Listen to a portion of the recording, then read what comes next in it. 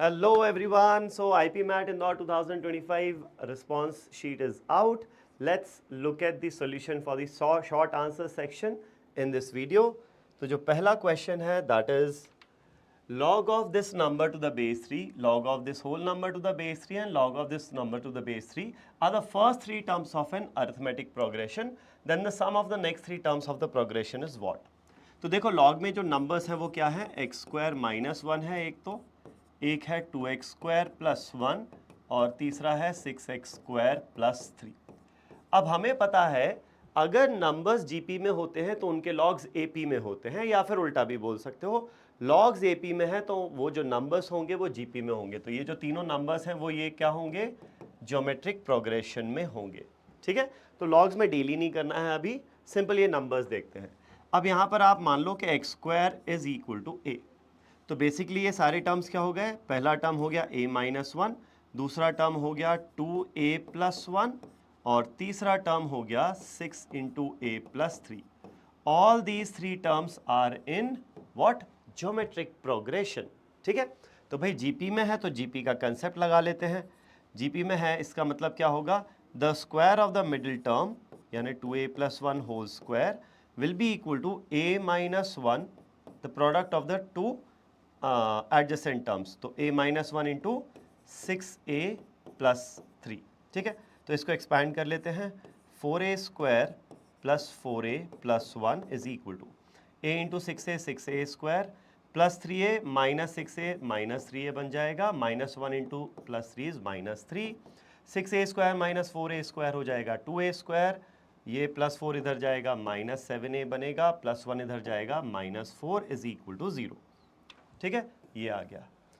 अब नेक्स्ट क्या है, इस क्वाड्रेटिक को सॉल्व करना है। इस क्वाड्रेटिक को आप सॉल्व करोगे तो स्प्लिट कैसे होगा, प्रोडक्ट चाहिए -8, तो स्प्लिट होगा एज -8 एंड प्लस वन, इस तरीके से स्प्लिट हो जाएगा।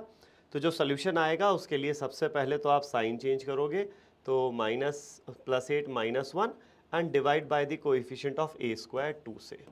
तो जो a की वैल्यू है वो ये आ जाएगी, तो a की वैल्यू आएगी या तो +4 या फिर -1/2, लेकिन -1/2 मैं रिजेक्ट कर दूंगा। क्यों, क्योंकि a क्या है, a है x स्क्वायर, यानी पॉजिटिव होना चाहिए a की वैल्यू, x स्क्वायर हमेशा पॉजिटिव होगा, तो a शुड बी पॉजिटिव, ये रिजेक्ट हो जाएगा। तो only acceptable value for a is 4। अब x स्क्वायर पे जाओ ही मत, यहीं रहने दो इसको। आपको निकालना क्या है, sum of the next three terms of this AP, GP का नहीं, एपी के नेक्स्ट थ्री टर्म्स का सम निकालना है। तो पहले तो ये निकालो कि ये जो टर्म्स है ना ये हो क्या गए, एक्स स्क्वायर की वैल्यू आई है हमारे पास 4, तो 4 माइनस वन हो गया 3 पहला टर्म, ये हो जाएगा 4 इंटू टू 8 प्लस 1 9, और ये हो जाएगा 4 into 6 24 plus 3 27। So 3 9 and 27 GP में है ना ये नंबर्स, तो ये आ गए जीपी में।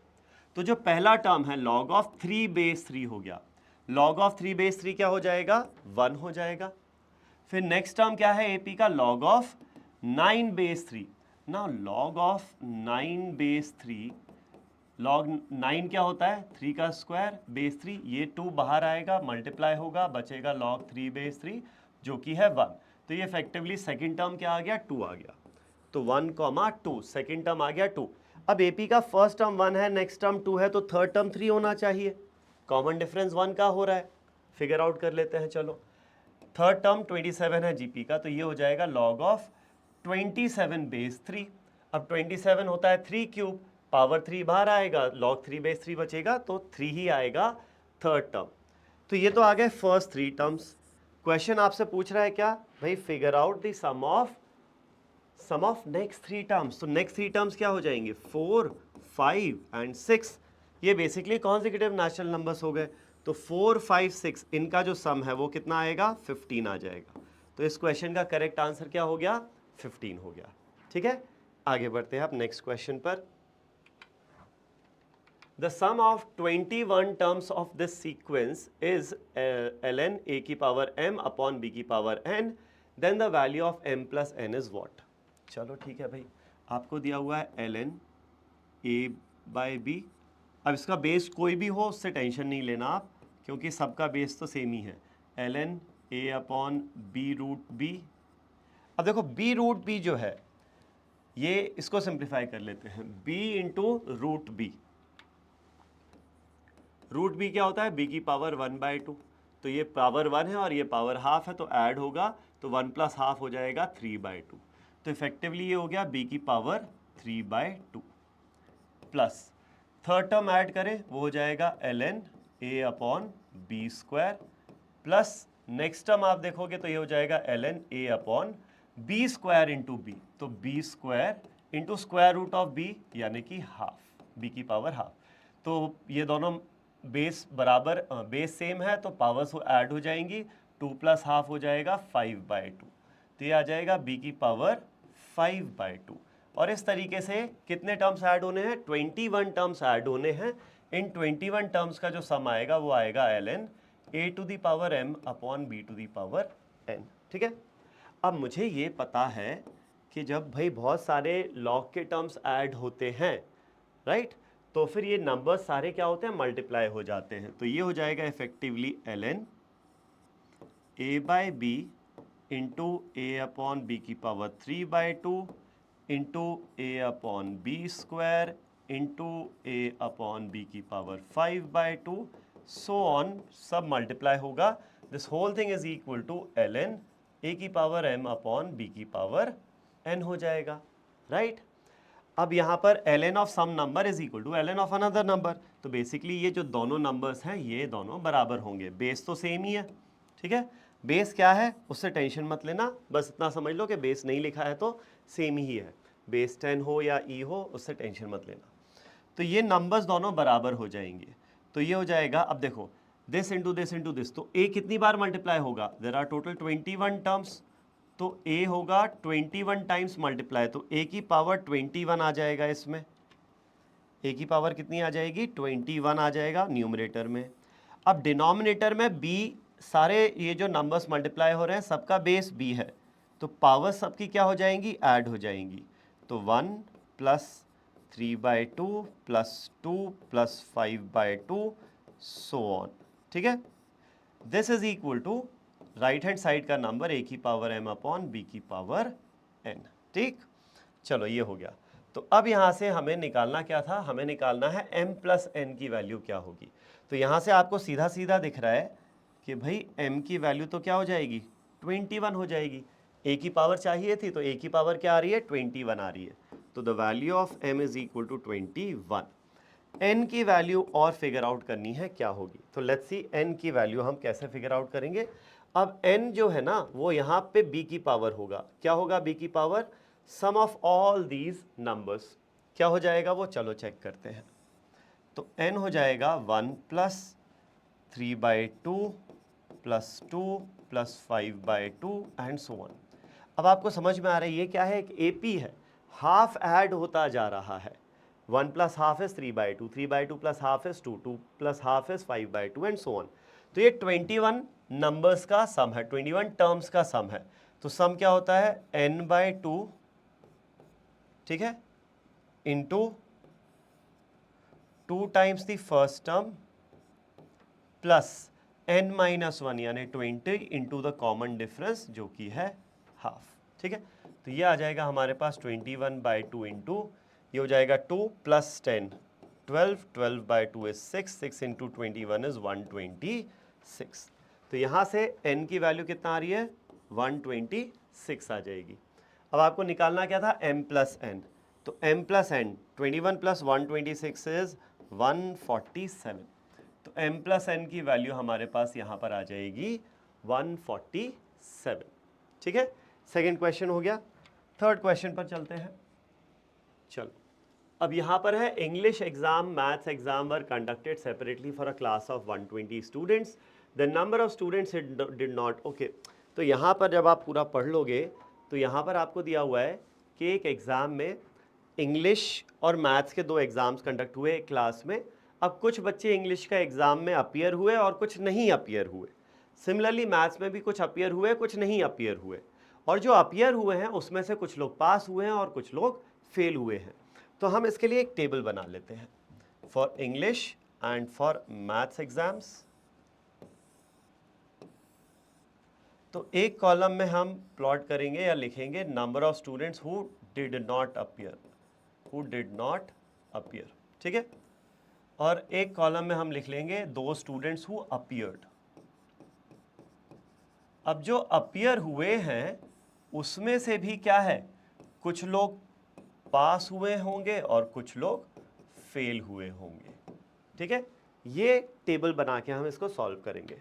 चलो अब देखते हैं इंफॉर्मेशन क्या है। चलो टोटल 120 स्टूडेंट्स हैं क्लास में, ठीक है। तो बेसिकली ये जो इंग्लिश का टोटल सम होगा वो 120 होना चाहिए। जो नहीं अपीयर हुए प्लस जो टोटल पास या फेल हुए वो 120 है, ठीक है।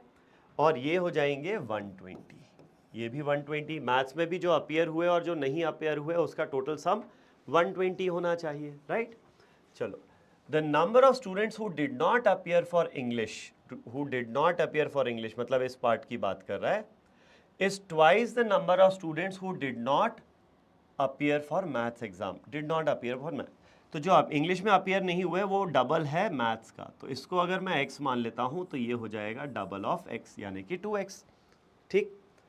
अब आगे क्या दिया है, number of students who passed in the maths exam, ठीक है। पास जो हुए मैथ्स एग्जाम में वो ये वाला एरिया हो जाएगा, ठीक है, मैथ्स में जो पास हुए। is twice the number of students who appeared but failed in English, appeared but failed in English ये हो गया, तो this is twice of this, तो इसको अगर मैं y मान लेता हूं तो ये हो जाएगा twice of y, ठीक है। Next, if the number of students who passed the English exam, passed the English exam मतलब ये हो गया, is twice the number of students who appeared but failed in maths, appeared but failed in maths ये हो गया, तो इसको z मान लें अगर तो ये हो जाएगा twice of z, ठीक है। तो ये सारी वैल्यूज हमारे पास x, y और z के टर्म्स में आती हैं। अब इक्वेशन बनाते हैं हम, इन तीनों का सम होना चाहिए 120, तो 2x plus Y plus 2z, 2x plus Y plus 2z sum हो जाएगा 120। सिमिलरली यहाँ पर x plus 2y plus z, ये कितना हो जाएगा, ये भी होना चाहिए 120। अब आपको निकालना क्या है, then the number of students who appeared but failed in English, appeared but failed in English ये निकालना है, इसकी वैल्यू क्या होगी। तो ठीक है, y की वैल्यू निकालनी है, y निकालना है मतलब x और z को हम एलिमिनेट करना चाहिए। तो एक काम करते हैं, इस इक्वेशन को 2 से मल्टीप्लाई करो और ऊपर वाली इक्वेशन को सब्ट्रैक्ट कर दो, ठीक है। आपको दिख रहा है ना, x के कोएफिशिएंट्स का रेशो 2:1 है, z के कोएफिशिएंट्स का रेशो भी 2:1 है, वेरस y के कोएफिशिएंट्स का रेशो 1:2 है। तो जब मैं x को एलिमिनेट करूंगा तो z भी एलिमिनेट हो जाएगा, या z को करूंगा तो x भी एलिमिनेट हो जाएगा। तो मैं x को एलिमिनेट करने के लिए इसको 2 से मल्टीप्लाई किया और ऊपर वाली सब्ट्रैक्ट कर देते हैं। 2x minus 2x 0, 4y minus y हो जाएगा 3y, 2z माइनस 2z हो गया 0 is equal to 2 into 120 is 240, 240 minus 120 आ गया 120, तो y की वैल्यू आ गई 120/3 यानी कि 40। तो इस क्वेश्चन का आंसर क्या हो जाएगा, 40। कितने ऐसे लोग हैं जो इंग्लिश के एग्जाम में अपीयर तो हुए लेकिन फेल हो गए, 40 स्टूडेंट्स हैं ऐसे, ठीक है। चलो नेक्स्ट क्वेश्चन पर चलते हैं। 8 teams take part in a tournament where each team plays against every team exactly once. In a particular year, one team got suspended after playing 3 matches due to a disciplinary issue. The organizers decide to proceed nonetheless with the remaining matches. बाकी teams के matches तो कराने ही हैं.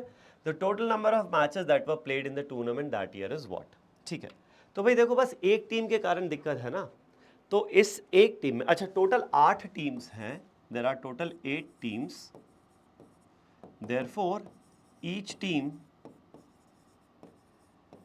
team plays how many matches? Each team plays 7 matches, ठीक है। अब ये जो सस्पेंडेड टीम है उसने अपने 7 में से 3 मैच तो खेल लिए, तो इफेक्टिवली क्या हुआ, देयर विल बी 4 मैचेस जो नहीं कंडक्ट होंगे, 4 मैचेस आर नॉट कंडक्टेड। इसके बस जो 4 मैचेस है ना, जो सस्पेंडेड टीम है उसके 4 मैचेस कंडक्ट नहीं होंगे, बाकी सारे तो मैचेस कंडक्ट होंगे ही, राइट।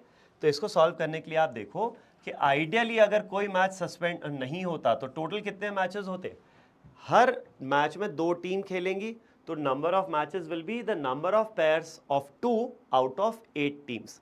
तो 8 में से 2-2 के पैर बनाने हैं, तो कितने पैर्स बनेंगे? 8 इंटू 7/2 यानी कि 28 पैर्स बनेंगे टीम्स के, यानी मैचेस कितने होंगे टोटल? 28 मैचेस होने चाहिए थे अगर कोई सस्पेंशन नहीं होता, लेकिन 4 मैचेस सस्पेंडेड, मतलब टीम सस्पेंड हो गई है तो 4 मैचेस नहीं होंगे। Therefore number of actually played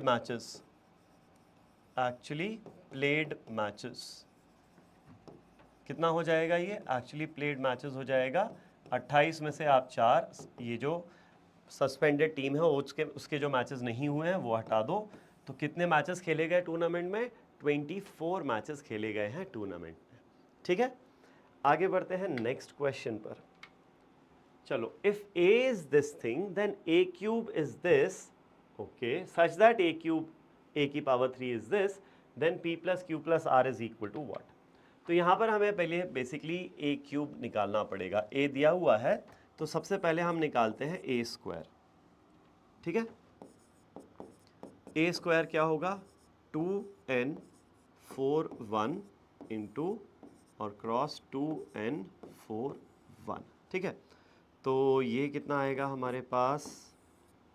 चलो देखो, 2 into 2 4 plus n into 4 4n, 2 into n 2n plus n into 1 n, तो ये इफेक्टिवली 3n हो जाएगा। इसको मैं 3n लिख देता हूँ। फिर यहाँ आएगा 4 into 2 8 plus 1 into 4 4, 4 into 2 8 plus 4, हाँ, तो ये हो जाएगा 12। और यहाँ आएगा 4 into n 4n plus 1 into 1 1, 4n plus 1, ये आ गया a स्क्वायर की वैल्यू। अब निकालते हैं a क्यूब। तो a क्यूब जो है वो क्या होगा? a square into a, right? a square हमने निकाला अभी, ये आया 4 plus 4n 3n 12, 4n plus 1 cross a कितना है? 2n 4 1। ठीक है, चलो तो इसको सिंप्लीफाई कर लेते हैं। 4 plus 4n into 2 is 8 plus 8n and 3n into 4 which is 12n। फिर नेक्स्ट टाइम आएगा 4 इंटू n यानी कि 4n plus 4n square plus 3n into 1 plus 3n।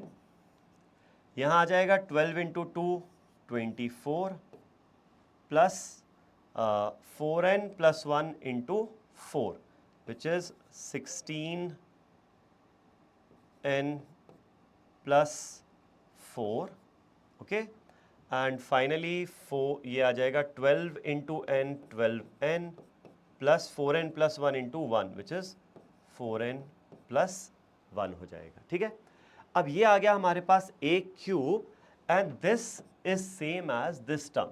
अब ये 27 जो है वो अंदर जाके मल्टीप्लाई हो जाएगा सारे टर्म्स में, तो a क्यूब हो जाएगा 27 into 4 which is 108, 27 into Q यहाँ आ जाएगा, 27 इंटू पी यहाँ आ जाएगा एंड 27 इंटू आर यहाँ आ जाएगा। ठीक है, चलो 80 108, राइट। अब आपको कंपैरिजन करना है। आपको पी क्यू आर की वैल्यू निकालने के लिए पहले n की वैल्यू पता होनी चाहिए। 27 p इसके बराबर होगा, लेकिन यहाँ n है तो पहले मुझे n की वैल्यू पता होनी चाहिए, तो मैं इस टर्म को इससे कंपेयर करूंगा। ठीक है, तो ये कितना है? 12n plus 8n is 20n plus 8, तो 20n plus 8 is equal to 108। तो 20n की वैल्यू 100 आ जाएगी, तो n की वैल्यू यहाँ से आ गई क्या? 5। n की वैल्यू 5 आ गई। अब n की वैल्यू अगर 5 है तो एक एक करके मैं बाकी टर्म्स कंपेयर कर लेता हूँ। सबसे पहले 27q कंपेयर करते हैं। तो 27 into Q is this expression. अब इसकी वैल्यू क्या होगी? n आ गया 5, तो 4 into 5 20 plus 5 square 25 into 4 100 plus 3 into 5 15, तो 100 प्लस 20 प्लस 15 135 हो जाएगा। तो 27 से डिवाइड करोगे, q की वैल्यू आ जाएगी 5, तो पहला q आ गया।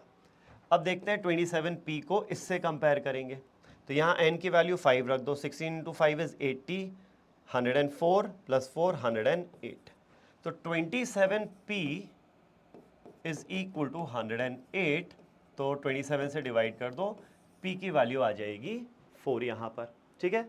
और फाइनली 27R को कंपेयर करेंगे इससे, तो ये 16N हो गया, N 5 है, 16 इंटू 5 इज 80, 80 प्लस 1 इज 81, तो 27R इज इक्वल टू 81, तो R की वैल्यू यहाँ से आ जाएगी 3, ठीक है। और फाइनली आपसे पूछा क्या था, P plus Q plus R, तो 5 प्लस 4 9, 9 प्लस 3 हो जाएगा 12, तो जो आपका फाइनल आंसर यहाँ आएगा वो आएगा 12। P plus Q plus R की वैल्यू आ रही है 12 हमारी, ठीक है। चलो आगे बढ़ते हैं नेक्स्ट क्वेश्चन पर। The number of factors of this that are perfect square, ठीक है भाई। अब जो भी फैक्टर होगा उसमें 3 की कुछ पावर होगी, 5 की कुछ होगी और 7 की पावर होगी, किसी और प्राइम नंबर की तो पावर कुछ नहीं आएगी। तो अब 3 की पावर क्या क्या हो सकती है, परफेक्ट स्क्वायर में मुझे पता है प्राइम नंबर की सिर्फ इवन पावर्स अलाउड है, तो 3 की पावर क्या क्या हो सकती है, या तो 0 या फिर 2 या फिर 4। 5 से बड़ी इवन नंबर तो नहीं ले सकते, क्योंकि फैक्टर में भाई 3 की पावर 5 मैक्सिमम आ सकती है या उससे कम आ सकती है, तो उससे कम इवन नंबर्स आ गए। तो कितनी पॉसिबल पावर्स आई, 3 पॉसिबल पावर्स हैं 3 के लिए, प्राइम नंबर 3 के लिए। सिमिलरली प्राइम नंबर 5 की पॉसिबल पावर्स क्या होंगी, 0, 2, 4, 6 या फिर 8। कितनी पॉसिबल पावर्स हैं, 5 पॉसिबल पावर्स। और 7 के लिए कितनी पॉसिबल पावर्स होंगी, या तो 0 या फिर 2, 2 पॉसिबल पावर्स हैं। तो टोटल नंबर ऑफ फैक्टर्स क्या होंगे, इसकी 3 पॉसिबिलिटीज, इसकी 5 और इसकी 2, तो टोटल पॉसिबिलिटीज कितना हो जाएंगी, 3 इंटू 5 15, 15 इंटू 2 30। सो 30 पॉसिबल पावर्स है, यानी 30 पॉसिबल फैक्टर्स आएंगे इस नंबर के। कैसे फैक्टर्स, जो परफेक्ट स्क्वायर्स होंगे, ठीक है। आगे बढ़ते हैं नेक्स्ट क्वेश्चन पर। Okay, interesting question. A circle of radius 13 centimeter touches the adjacent sides AB, BC of a square ABCD at M and N respectively. ठीक है. If AB is 18 and the circle intersects the other two sides at CD. Okay. बड़ा complex सा question है. पहले एक square बनाते हैं, ठीक है. अब एक सर्कल है जो इस साइड्स को टच कर रहा है, इसको ए बी सी डी ये साइड्स बोल देते हैं. अब एक सर्कल है जो बी ए और बी सी को टच कर रहा है, ठीक है. तो सर्कल कुछ ऐसा बनेगा, तो मोटा मोटा यहाँ पे और यहाँ पे टच मान लेते हैं. अब ड्राइंग मेरी ऐसी है, बस समझ जाना कि ये सर्कल है, ठीक है. अब इसका जो सेंटर है, रेडियस कितना हुआ है 13 सेंटीमीटर. अब इसका सेंटर समझो, क्या ये, अब जिस देखो है तो सिमेट्रिक, तो सेंटर जो है वो डायगोनल पे कहीं लाए करेगा. बीडी जो डायगोनल है ना, उस पे कहीं लाए करेगा सेंटर. अब बस इतना समझो कि वो डी बीडी के बीच में होगा या डी के उस तरफ होगा. तो क्या होना चाहिए, अब रेडियस कितना है 13 है और ये जो लेंथ है ना वो 18 है. ए बी की लेंथ है 18, यानी साइड जो है ना स्क्वायर की वो 18 है. अब रेडियस 13 है. अब सोचो अगर ये जो पॉइंट होता, सेंटर जो होता वो डी पर होता, तो रेडियस 13 है लेकिन ये साइड 18 है, तो रेडियस 13 मतलब सर्कल यहीं से यहीं वापस गुजर जाता, ए बी और बी सी को तो टच ही नहीं करता. सेंटर अगर डी पे होता तो ये जो सर्कल है ए बी और बी सी को टच ही नहीं करता, और डी के उस तरफ होता अगर सेंटर तो डेफिनेटली टच नहीं करता. टच कर रहा है, इसका मतलब कि जो सेंटर है वो अंदर ही होगा. तो अगर ये बी डी मेरा डायगोनल है, तो जो सेंटर आएगा ना सर्कल का, वो लेट्स से कहीं इस पॉइंट पर आएगा. इसको मैं ओ बोल देता हूँ, ठीक है. चलो, तो अगर ये मैं लाइन ड्रॉ करूँगा यहाँ पर, ये परपेंडिकुलर बनेगी, radius is tangent is perpendicular to the tangent, right. Similarly ये जो पॉइंट है ये भी परपेंडिकुलर होगा, ये इस पॉइंट पर टच कर रहा है मानना, ठीक है. ओके, अब निकालना क्या है मुझे, the area of triangle P M D. अच्छा, ये जो सर्कल है किन किन पॉइंट्स पर टच कर रहा है, ए बी को टच कर रहा है एम पर, तो ये पॉइंट एम है. बी सी को टच कर रहा है एन पर, ये पॉइंट एन है. And it cuts the other two sides C D at P. C D को पॉइंट पी पे कट कर रहा है और इसको पॉइंट क्यू पर कट कर रहा है, ठीक है. Then the area of P M D. P M D इसका एरिया निकालना है. तो अब चलो इसका एरिया निकालने के लिए मैं इसको ड्रॉ करता हूँ। ये जो ट्राइंगल है इसका एरिया निकालने के लिए ये मैं हाइट मान लेता हूँ। हाइट तो वही हो जाएगी जो साइड है स्क्वायर की। मुझे निकालना पड़ेगा ये वाला बेस, पी डी निकालना पड़ेगा। ठीक है, तो अब देखते हैं कि पी डी कैसे निकलेगा। इसको हटाता हूँ मैं पहले।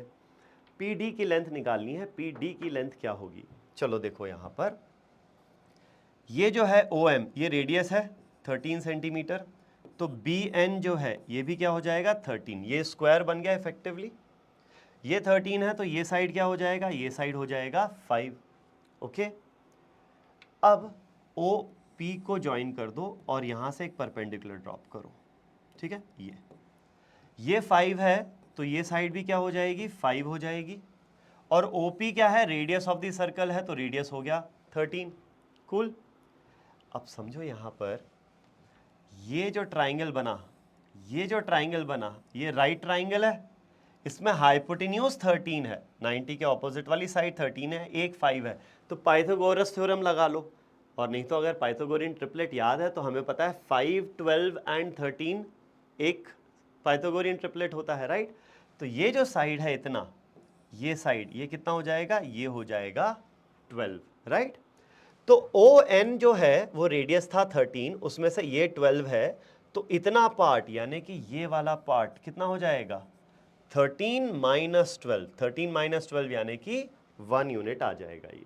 ठीक है, अब मैं इसको हटा देता हूं ताकि फिगर थोड़ा सा नीट एंड क्लीन दिखे। चलो, तो ये 12 आ गया था इतना पार्ट, तो हमारे पास ये पार्ट आ गया 1। अब ये पार्ट 1 आ गया तो डीपी 18 में से 1 हटा दो तो डीपी की लेंथ कितना हो जाएगी? 17 हो जाएगी। ठीक है, अब आ जाओ वापस इस ट्राइंगल पे, पी एम डी, ये वाले ट्राइंगल पे। अब इस ट्राइंगल का जो एरिया है वो क्या होता है? Half base into height. Base हम इसको मान लेते हैं 17 है और ये जो हाइट है वो क्या होगी? That is same as side का स्क्वायर का साइड जो कि है 18। तो 18/2 इज 9, 9 इंटू 17 इज 63, 153। एरिया कितना आ जाएगा यहाँ पर? 153 आ जाएगा। और सारी साइड ये सेंटीमीटर में थी तो एरिया स्क्वायर सेंटीमीटर में ही आ रहा है हमारा, 153 आ रहा है। ठीक है, तो ये हो गया हमारा क्वेश्चन नंबर 7। अब बढ़ते हैं क्वेश्चन नंबर 8 पर।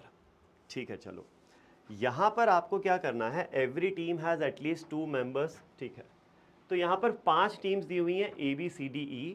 हर टीम में 15 मेंबर्स हैं। They are going on some expedition to 5 different locations. Each team member has 3 different skill sets. Okay, तो हम बेसिकली टेबल बनाते हैं यहाँ पर। हर टीम 5 टीम्स हैं तो आई हैव ए बी सी, मैं यहाँ लिख देता हूँ। चलो ABCDE, ये 5 टीम्स हैं।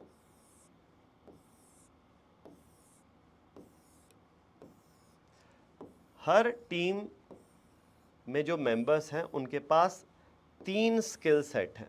3 स्किल सेट्स क्या क्या हैं? दे कैन बी ईदर, कहाँ गए, बायोलॉजिस्ट, जियोलॉजिस्ट और एक्सप्लोरर्स। तो बायोलॉजिस्ट, जियोलॉजिस्ट या फिर एक्सप्लोरर्स होंगे। ठीक है भाई, चलो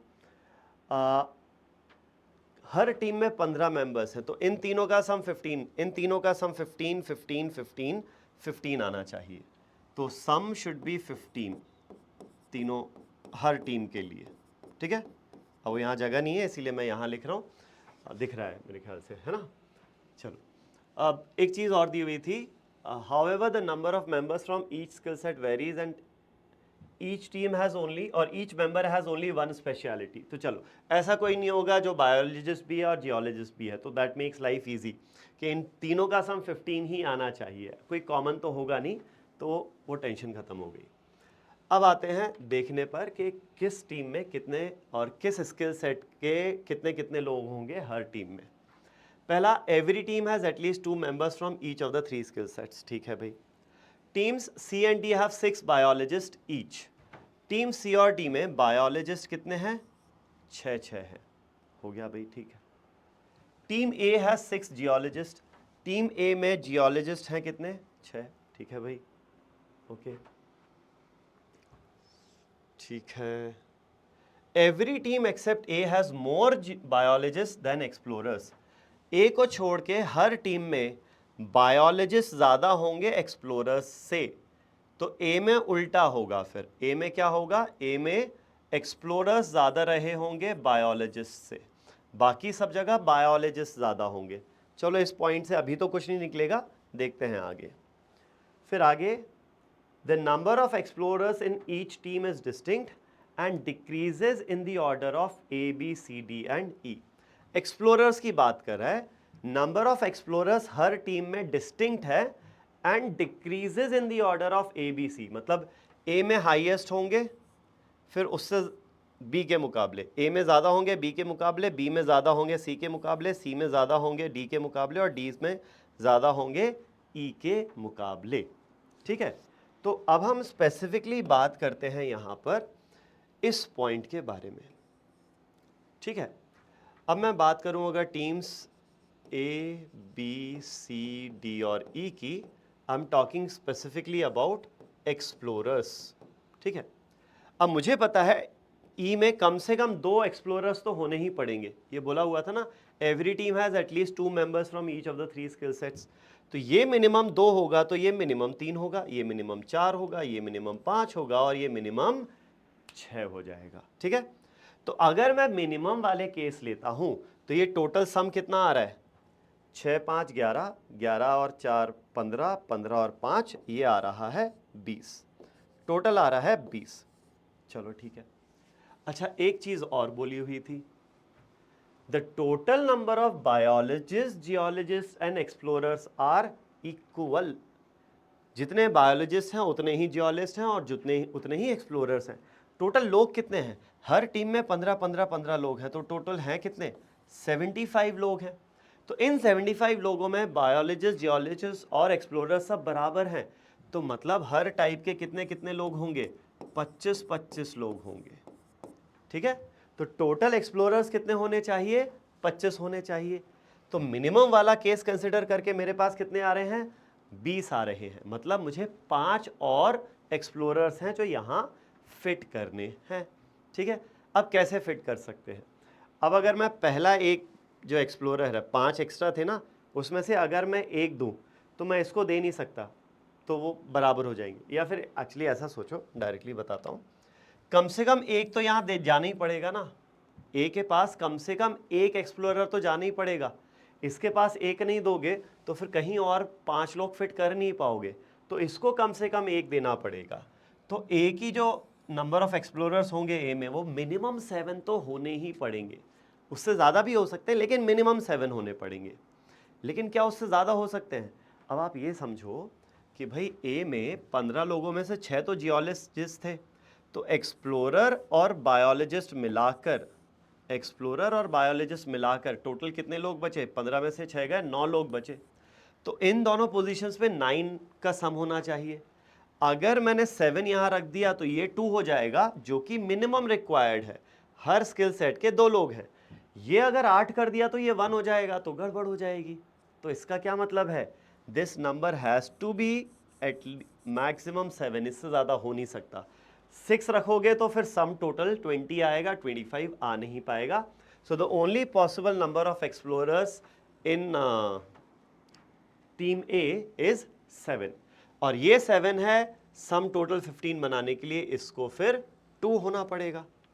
ठीक है, तो ये हो गया हमारा for explorers for team A. Team A के आ गए कि भाई ये 7 6 2 ही होना पड़ेगा, और कोई पॉसिबिलिटी है नहीं। ठीक है ना, चलो ये वाली चीज़ें हटाता हूँ ताकि चीज़ें आसानी से दिखें। चलो अब देखो, आपने 7 तो इसको दे ही दिए, तो अब जो केस बनेंगे, 4 और लोग डिस्ट्रीब्यूट करने हैं। ठीक है, 5 एक्स्ट्रा थे, एक इधर दे दिया, 4 और डिस्ट्रीब्यूट करने हैं। The only way you can distribute 4 लोग कि भाई ये इससे बड़ा बने, ये इससे बड़ा और ये इससे बड़ा बने, द ओनली वे कि यू कैन डिस्ट्रीब्यूट इज एक एक सबको दे दो, 6 5 4 और 3 हो जाएंगे।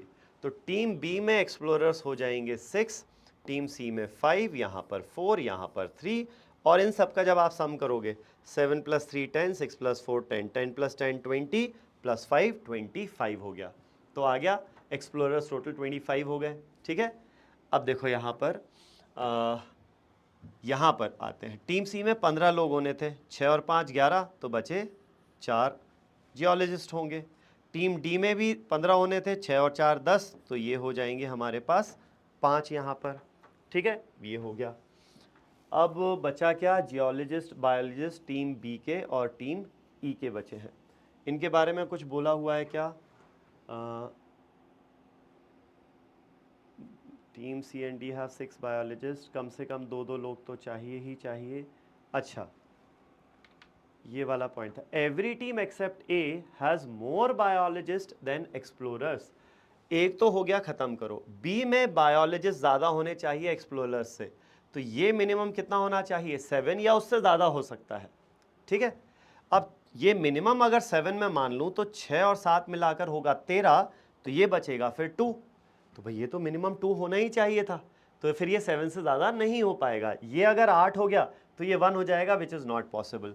तो यहाँ पर जो टीम बी में बायोलॉजिस्ट हैं वो 7 ही हो सकते हैं, इससे ज़्यादा नहीं हो सकते, तो ये हो जाएगा 2 यहाँ पर, ठीक है। वहीं अगर हम आ जाएं टीम ई पर, तो टीम ई में भी बायोलॉजिस्ट ज़्यादा होने चाहिए एक्सप्लोरर्स से, तो ये फिर 4 5, अच्छा ठीक है। अब ये सम है ही है ना 25, इधर क्यों देखना, ये टोटल सम 25 आना चाहिए। चलो, तो 2 + 7 9, 9 + 6 15, 15 + 6, 15 + 6 हो जाएगा 21, तो 25 - 21 ये हो जाएगा 4, ठीक है। और 15 सम होना चाहिए ऐसे, सो 3 + 4 होता है 7, 15 - 7 होगा 8। क्रॉस चेक करने के लिए इन सबको ऐड करके देखो क्या 25 आ रहा है, 6 + 2 8, 8 + 4 12, 12 + 5 17, 17 + 8 25 आ रहा है, बिल्कुल सही, सेट हो गया। ये हमारा प्रॉपर टेबल बन गया for each team and for each skill set. अब क्वेश्चंस देख लेते हैं। पहला जो क्वेश्चन पूछ रहा है हमसे, क्या क्वेश्चन है पहला, the number of biologist in team E is what. Team E में बायोलॉजिस्ट कितने हैं, 4 बायोलॉजिस्ट हैं, तो इस क्वेश्चन का आंसर हो जाएगा 4। क्वेश्चन नंबर 8 का आंसर 4 हो गया, ठीक है। अब इसी में ही नेक्स्ट क्वेश्चन जो था 9th क्वेश्चन, 9th क्वेश्चन में पूछा है the number of teams having more geologist than biologist. कितनी टीम में जियोलॉजिस्ट ज़्यादा हैं बायोलॉजिस्ट से, तो चलो जी ज़्यादा होना चाहिए बी से, तो एक तो ए में है, ठीक है, यहाँ नहीं है हटाओ, यहाँ नहीं है हटाओ, यहाँ नहीं है, यहाँ है, तो टीम कितनी हो गई, 2 टीम्स हो गई, ए और ई। तो इसका आंसर क्या हो जाएगा, इसका आंसर हो जाएगा 2, ठीक है। अब एक और क्वेश्चन था इस सेट से रिलेटेड, वो सीक्वेंस में बाद में था, क्वेश्चन नंबर 14। क्या था ये 14th question, the median number of biologist across the 5 teams is what, ठीक है। तो बायोलॉजिस्ट मीडियन चाहिए था बायोलॉजिस्ट का, तो बायोलॉजिस्ट हैं कितने, इनको इंक्रीजिंग ऑर्डर में अगर मैं अरेंज करूं तो 2, फिर 4, फिर 6 6 एंड 7, 2 4 6 6 7, तो मीडियन होता है मिडिल वैल्यू, तो मीडियन कितना है, 6 है, तो median number of biologist is 6। तो ये जो 14th क्वेश्चन है ना, इसका आंसर 6 हो जाएगा। सेम ही सेट है, बट वो सीक्वेंस में ये एक क्वेश्चन 14th क्वेश्चन में था, ठीक है। चलो, तो अब वापस चलते हैं हमारे सीक्वेंस पे वापस, 9 तक कर लिया हमने, 10th क्वेश्चन करते हैं।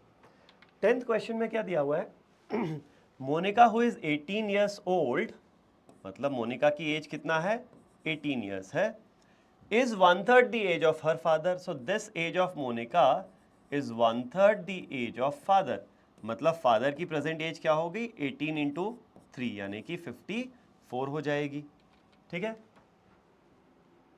चलो, the age at which she will be half the age of her father.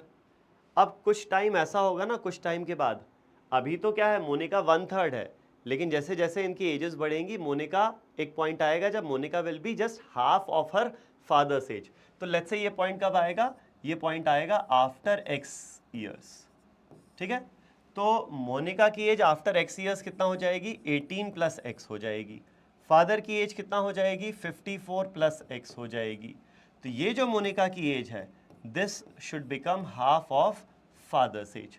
Multiply कर देते हैं इधर 2 को, 36 + 2x is equal to 54 plus X, तो x की वैल्यू कितना आ जाएगी 54 माइनस 36, 18 आ जाएगी। अब पूछा क्या है, the age at which she will be half the age of her father. तो जब ऐसा होगा तब मोनिका की एज क्या होगी, तो कितने साल बाद की बात कर रहे हैं हम, 18 साल बाद की। आज मोनिका की एज 18 है, तो 18 साल बाद उसकी एज क्या हो जाएगी, 18 प्लस 18, 36 ईयर्स हो जाएगी। ठीक है, तो आंसर आना चाहिए 36, लेकिन शायद आंसर शीट में आंसर दिया हुआ है 54।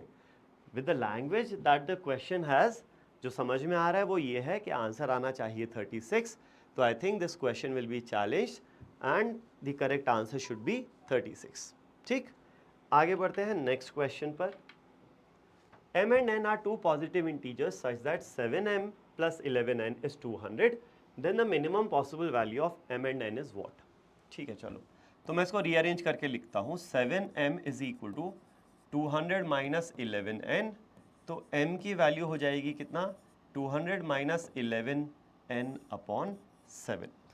अब हम देखते हैं m और n की पॉसिबल वैल्यूज़ क्या होंगी, and for those possible values m plus n की वैल्यू क्या आएगी। ठीक है, अब ये पॉजिटिव इंटीजर्स होने चाहिए, तो लेट्स सी n की वैल्यू मिनिमम पॉसिबल क्या है। n की मिनिमम पॉसिबल वैल्यू तो 1 होगी। ठीक है, n अगर 1 होगा तो m कितना आ जाएगा, 200 माइनस 11 यानी कि 189 अपॉन 7, तो ये हो जाएगा 7 2 14, बचेगा 49, 27, तो m आ गया 27। ठीक है, दोनों पॉजिटिव इंटीजर्स आ रहे हैं तो एक्सेप्ट हो जाएगी वैल्यू, तो फॉर्चुनेटली n 1 रखने पे ही एक्सेप्टेबल सोल्यूशन आ गया, और m प्लस n की वैल्यू यहाँ से आ गई हमारे पास 28। ठीक है, चलो अब मुझे पता है एक एक करके मैं n की वैल्यू नहीं रखूंगा। अब नेक्स्ट सेट ऑफ वैल्यूज क्या आएंगी, द वैल्यू ऑफ n बढ़ेगी, कितना बढ़ेगी, same as the coefficient of m, and the value of m will decrease, कितना डिक्रीज होगी, decrease will be same as coefficient of n। ठीक है, तो नेक्स्ट n की जो इंटीग्रल पॉसिबल वैल्यू आएगी वो आएगी 1 प्लस 7 8, और m की क्या आएगी, 27 में 11 कम कर दो 16, तो ये सम हो जाएगा 16 प्लस 8 24। नेक्स्ट n की जो पॉसिबल वैल्यू आएगी वो आएगी 8 प्लस 7 15, और m की नेक्स्ट पॉसिबल वैल्यू क्या आ जाएगी, 16 माइनस 11 यानी कि 5, तो 5 प्लस 15 सम हो जाएगा 20। नेक्स्ट n की पॉसिबल वैल्यू आएगी 15 प्लस 7 22, लेकिन अब m की नेक्स्ट पॉसिबल वैल्यू क्या होगी, 5 माइनस 11 यानी कि -6, जो कि एक्सेप्ट नहीं करेंगे क्योंकि ये पॉजिटिव नहीं है, इंटीजर तो है लेकिन पॉजिटिव नहीं है, इसके बाद की वैल्यूज भी कोई भी एक्सेप्ट नहीं होगी। सो यहाँ से the minimum possible value of m plus n कितना आ रहा है, 20 आ रहा है। ठीक है, आप देखोगे ना अगर m और n इंटीजर हैं तो पॉसिबल सम 28 24 20 आएगा, लेकिन इसमें लीस्ट पॉसिबल वैल्यू है 20, तो आंसर हो जाएगा इस क्वेश्चन का 20 अपना। ठीक है, आगे बढ़ते हैं नेक्स्ट क्वेश्चन, क्वेश्चन नंबर 12 पर। Arpita Nikita working together can complete an assigned job in 12, तो अगर वो साथ में काम करेंगे तो 12 दिन लगेंगे। तो मैं अर्पिता का मान लेता हूं, Arpita alone can complete the work in 8 days, Nikita alone can complete the work in n days, together they can complete the work in 12 days। तो यूनिटरी मेथड से I can say 1 upon a plus 1 upon n will be equal to 1 upon 12, ये हो जाएगी first equation. अब आगे क्या बोला है, Arpita works initially to complete 40% of the job. तो काम करना जब शुरू किया तो अर्पिता अकेले काम कर रही थी, और उसने जितने भी दिन काम किया उसमें 40% वर्क उसने कंप्लीट कर लिया, तो बचा कितना, अब 60% काम बचा। अब ये 60% काम कौन कर रहा है, क्वेश्चन बोलता है एंड द रिमेनिंग जॉब यानी 60% work is completed by Nikita alone, तो अब अकेली निकिता काम कर रही है। Then it takes 24 days for the complete job, तो इस तरीके से टोटल काम करने में 24 दिन लग जाते हैं। अब अगर आपको कैलकुलेशंस स्ट्रॉन्ग है तो आपको समझ में आ रहा होगा, दोनों मिलके 12 दिन लगाते हैं और दोनों अकेले अकेले काम करें, पहले इसने कुछ दिन इसने कुछ दिन किया, तो टोटल 24 दिन लग रहे हैं, 12 का डबल 24 है। इसका मतलब ये होगा कि दोनों की एफिशिएंसी बराबर है, दोनों की एफिशिएंसी बराबर है, तो निकिता अकेली अर्पिता और अकेले निकिता को दोनों को 24 दिन लगेंगे काम खत्म करने में इंडिविजुअली। ठीक है, 24-24 दिन लगेंगे तो दोनों मिलकर आधा हो जाता है टाइम, 12 दिन लग रहे हैं। इसने अकेले काम किया 40% कितने दिन में किया होगा, 40% ऑफ 24 डेज में। इसने काम किया होगा 60% ऑफ 24 डेज में, तो टोटल हो गया 100% ऑफ 24 डेज। तो निकिता को अकेले कितने दिन लगे, 24 दिन लगेंगे पूरा काम खत्म करने में। लेकिन अगर ये चीज स्ट्राइक नहीं करती है तो हम इसको इक्वेशंस बना के भी सॉल्व कर सकते हैं। चलो देखते हैं भाई इक्वेशन बना के कैसे करेंगे। मान लो अर्पिता ने x डेज के लिए काम किया और टोटल कितने दिन काम हुआ, 24 दिन। तो निकिता ने कितने दिन काम किया होगा, 24 माइनस x डेज काम किया होगा निकिता ने। अब यूनिटरी मेथड यूज कर रहे हैं तो total work done 1 unit will be equal to work done by Arpita. अब अर्पिता के a डेज लेती है टोटल अकेले काम करने पे, तो उसकी एफिशिएंसी है 1/a और उसने कितने दिन काम किया, x डेज काम किया। तो ये हो जाएगा work done by Arpita, x into efficiency, efficiency into number of days होता है वर्क डन। ये हो गया अर्पिता का वर्क डन प्लस निकिता का वर्क डन। निकिता की एफिशिएंसी है 1/n, उसने कितने दिन काम किया, 24 माइनस x डेज उसने काम किया। तो ये जो work done bye Nikita plus work done by Arpita है वो आ गया हमारे पास 1 यहाँ पर। ठीक है, अब ये इक्वेशन उठाओ, 1 इज इक्वल टू 1/a की जगह क्या सब्सटीट्यूट कर दें हम, 1/12 minus 1/n into x as it is आ जाएगा, प्लस ये चीज आ जाएगी 24 माइनस x अपॉन n। तो ये देखो 1/12 इंटू एक्स है वो लेफ्ट में जाएगा, 1 माइनस एक्स बाय 12 बनेगा is equal to minus 1/n into x is minus x upon n plus 24 minus x upon n. तो अब राइट साइड में डिनोमिनेटर सेम है n, तो minus x plus 24 minus x, तो ये हो जाएगा 24 माइनस 2x, और यहाँ डिनोमिनेटर 12 लेंगे तो ये हो जाएगा 12 माइनस एक्स। ठीक है, चलो अब इसको सॉल्व करते हैं, थोड़ा सा नहीं पूरे ही सॉल्व करेंगे। चलो अब इसको तो एज इट इज रहने दो, 12 minus x upon 12 is equal to, यहाँ से 2 कॉमन ले लेते हैं तो वो आ जाएगा 12 माइनस एक्स अपॉन एन। तो 12 minus x cancels out, n की वैल्यू कितना आ गई यहाँ पर, 24 आ गई। n की वैल्यू आ जाती है यहाँ पर 24। अब यहाँ पर एक गड़बड़ है इस क्वेश्चन में, n की वैल्यू 24 तो आ गई, ठीक है। अगर n की वैल्यू 24 आ गई तो आपको जो आंसर दिया हुआ है आंसर शीट में वो क्या दिया हुआ है आंसर, वो आंसर दिया हुआ है आई थिंक 20 दिया हुआ है, लेकिन आंसर आ रहा है 24। क्वेश्चन क्या पूछा है, the possible number of days that Nikita requires to complete the entire job working alone is what. अकेले काम करे और पूरा काम करना हो तो फिर कितना समय लगेगा उसे, 24 दिन लग रहे हैं भाई। एग्जैक्ट आंसर आ रहा है ना 24, हमें कुछ ऊपर नीचे तो आ नहीं रहा, एग्जैक्ट 24 आंसर आ रहा है। So the answer here should be 24, but the answer given is 20, so this question should also be challenged. ठीक है, आगे बढ़ते हैं नेक्स्ट क्वेश्चन पर। If the polynomial ax square plus bx plus 5 leaves a remainder 3 when divided by x minus 1 and a remainder of 2 when divided by x plus 1, then 2b minus 4a is equal to what? हमें पता है fx को अगर हम divide करते हैं x minus a से तो जो रिमाइंडर आता है वो क्या आता है, f ऑफ a आता है। ठीक है, बस यही कंसेप्ट यूज करना है यहाँ पर। ये हो गया fx, इसको हमने डिवाइड किया किससे, x माइनस a क्या हो गया यहाँ पर, 1 हो गया। तो इसका मतलब रिमाइंडर जो होगा वो क्या होगा, f ऑफ 1। f ऑफ 1 कितना है, रिमाइंडर 3 है। तो f ऑफ 1 मतलब यहाँ x की जगह 1 पुट कर दो, तो a plus b plus 5, a plus b plus 5 should be equal to 3। तो यहाँ से पहली इक्वेशन आएगी a plus b is equal to -2। ठीक है, दूसरा फिर क्या करो, अगर x प्लस 1 से डिवाइड करेंगे तो रिमाइंडर 2 आएगा। तो ये इफेक्टिवली इसको ऐसा लिख सकते हैं, x minus of -1, x minus a के फॉर्म में है ना, तो a कितना हो गया यहाँ, -1 हो गया। तो मतलब रिमाइंडर हम किससे देखेंगे, f ऑफ -1 देखेंगे। ठीक है, f ऑफ -1, तो रिमाइंडर कितना है 2, तो f ऑफ -1 की वैल्यू 2 हो जाना चाहिए।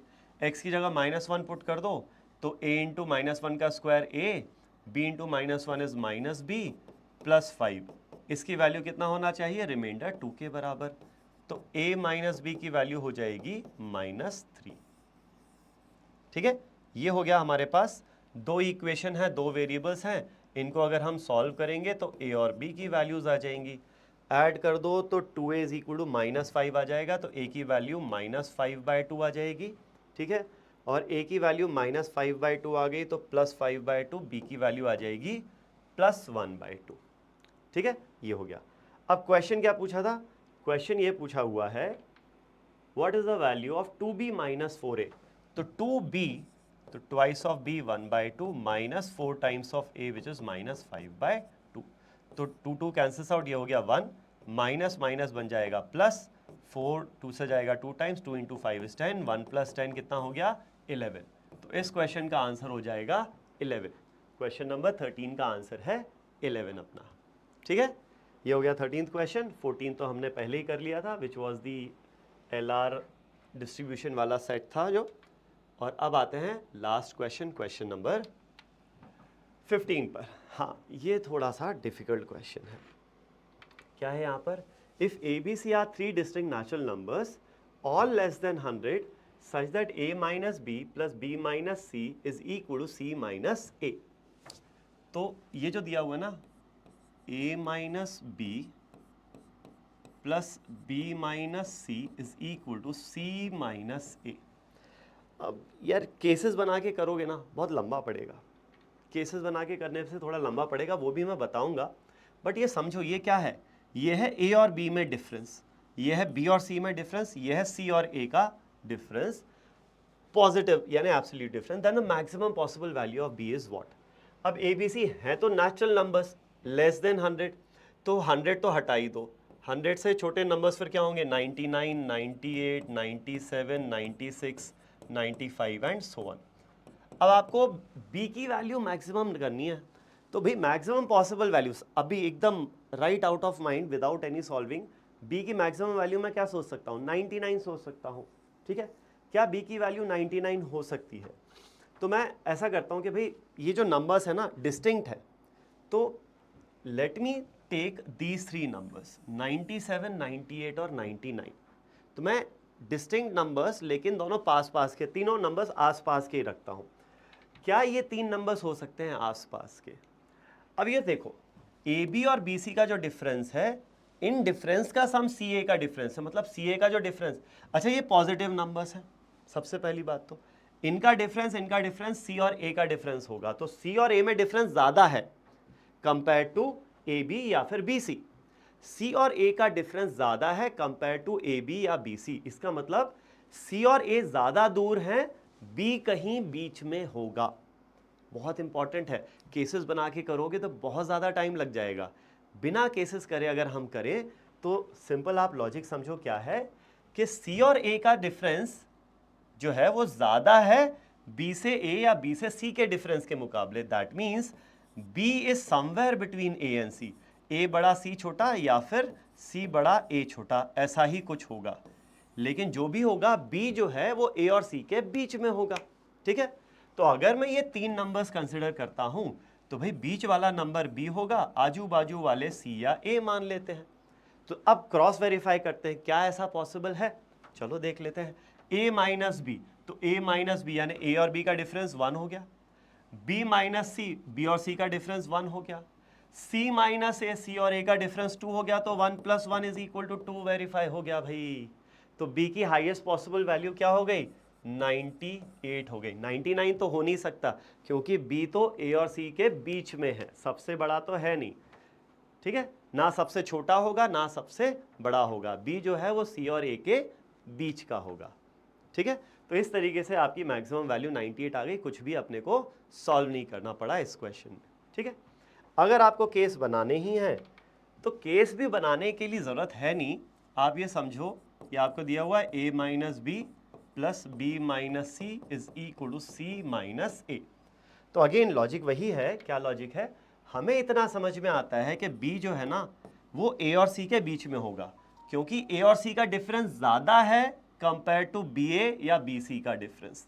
तो हम मान लेते हैं अभी 2 केस बन जाएंगे इसमें। 2 केस क्या कि या तो a b से बड़ा है और b c से बड़ा है, या फिर सेकंड केस बनेगा क्या कि सी बी से बड़ा है और बी ए से बड़ा है। यही दो केसेस बनाने की ज़रूरत है, इससे ज़्यादा और कोई केसेस बनाने की ज़रूरत है नहीं अपने को। तो चलो पहला केस सॉल्व कर लेते हैं। पहला केस सॉल्व करेंगे यहाँ पर, तो क्या आएगा हमारे पास, a माइनस बी, ए बड़ा है ना b से, ये बड़ा मान रहे हैं इस तरीके से, a b से बड़ा है तो a माइनस बी हो जाएगा, a minus b simply, plus b minus c, b c से बड़ा है तो ये भी एज इट इज खुल जाएगा, is equal to c minus a. अब c छोटा था तो c माइनस ए उल्टा हो जाएगा, माइनस मल्टीप्लाई कर दोगे तो ये a माइनस सी आ जाएगा। तो यहाँ से क्या हो जाएगा, a cancels out, minus c cancels out, minus b plus b is 0, तो 0 इक्वल टू 0 आ गया। तो ये तो हमेशा ही सही होगा, हमेशा ही सही होगा, मतलब ये केस सही है। केस क्या है कि b जो है वो a और c के बीच में है। अब आप a b c की कुछ भी वैल्यू मान लो जो डिस्टिंक्ट होंगी, आप कुछ भी वैल्यू मान लो, आप a की a b c, a की सबसे बड़ी वैल्यू कुछ भी आप मान लो 99, b को मान लो 10, c को मान लो 1। डिस्टिंक्ट नेचुरल नंबर्स हैं, ये सारी वैल्यूज़ 99, 10 और 1 मानोगे तो भी ये कंडीशन सेटिस्फाई हो जाएगी। कुछ और मानोगे, आप इसको 90 मान लो, इसको 15 मान लो, इसको 11 मान लो, तो भी ये कंडीशन सेटिस्फाई हो जाएगी। ठीक है, सब तरीके से कंडीशन सेटिस्फाई हो जाएगी। लेकिन मुझे b मैक्सिमाइज करना है, तो a b से बड़ा है तो a को मैक्सिमाइज कर दो 99, तो b की मैक्सिमम वैल्यू 98 हो जाएगी। फिर c को आप कुछ भी मान लो, वो आपकी मर्जी है। b बेसिकली बीच वाला नंबर है तो इसीलिए b की मैक्सिमम वैल्यू 98 आएगी। और सिमिलरली आप इसके लिए, केस के लिए भी सॉल्व करोगे ना, तो ये भी आपके पास 0 इक्वल टू 0 आ जाएगा। मतलब यहाँ से भी यही आ जाएगा कि c b से बड़ा, b a से बड़ा है, ये भी चलेगा। तो यहाँ पर आप फिर c को 99 मानोगे, b को कुछ भी 90 मान लो, a को 10 मान लो। तो अगर ये वैल्यूज़ अज्यूम करोगे तो सेटिस्फाई, ये वाली जो कंडीशन है ये सेटिस्फाई हो जाएगी। बट ये केसेस में जाने की ज़रूरत है ही नहीं। जब आपको इतना समझ में आ ही रहा है, इनिशियली समझ में आ ही रहा है हमें कि b की वैल्यू है ना वो इन दोनों के बीच में होगी, b जो है बीच का नंबर होगा, तो b ऑब्वियसली हाईएस्ट नंबर 99 तो हो नहीं सकता, तो b जो है वो सेकंड हाईएस्ट ही होगा जो कि 98 है। b के हाईएस्ट पॉसिबल वैल्यू 98 ही होगी। सो इस क्वेश्चन का आंसर हो जाएगा 98। ठीक है ना, तो ज़्यादा केस बना के सॉल्व नहीं करेंगे, इसको हमने ऐसे ही सॉल्व कर लिया 98। तो विद दिस, दिख भी नहीं रहा है सही से, 98 हो जाएगा b की maximum value. And with this we come to the end of this solution video for short answer section of IP MAT Indore 2025. Thank you.